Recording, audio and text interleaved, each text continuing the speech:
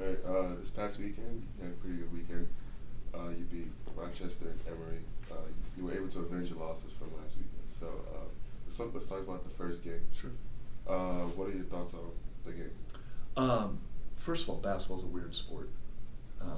It's a funny thing, the way the ball can bounce, the way travel can affect you, the way, the whole chemistry of things. I mean, we went through a week last week where we didn't have 10 guys in practice because we had some illnesses and some injuries. And boy, you would have thought, now we got Emory coming in here who just kicked us pretty good. It's going to be a tough game to get. And then all of a sudden we just get off to a great start and play really well. And sometimes you try to predict those things, and it's just a funny sport sometimes the way it goes. But the reality of it was we had kind of an anomaly down there in terms of how we played, and then came back here, and they had an anomaly for a half. I think that second half,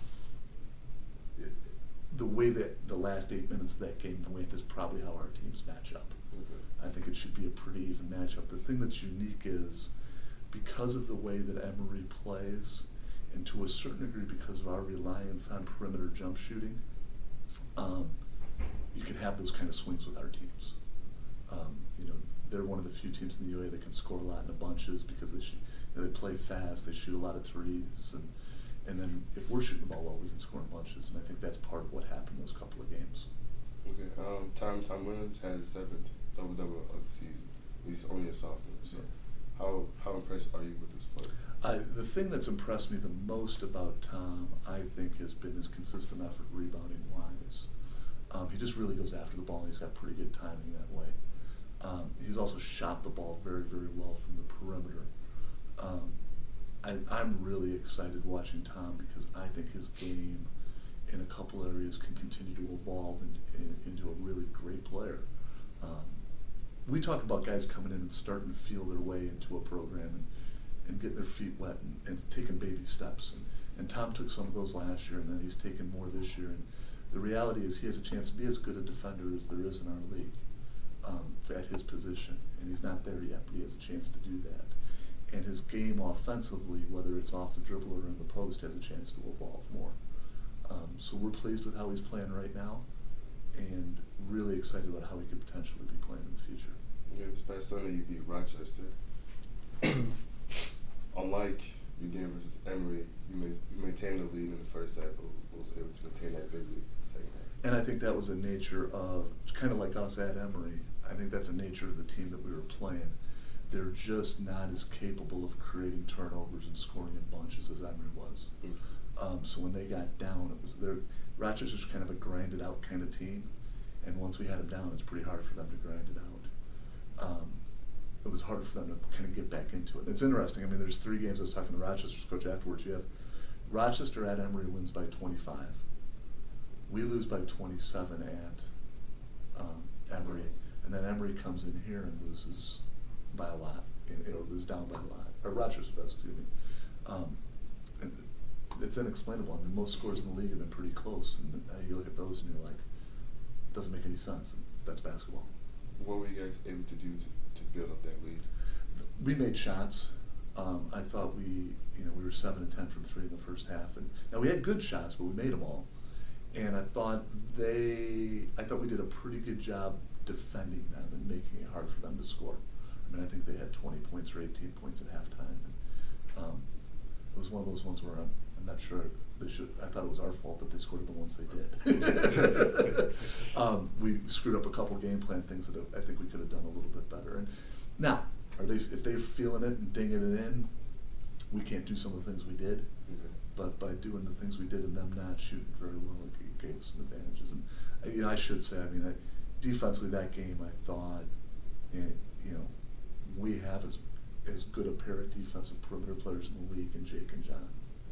And they've been consistent. They work really, really hard. They're physically talented defensively, and that was a significant key in that game.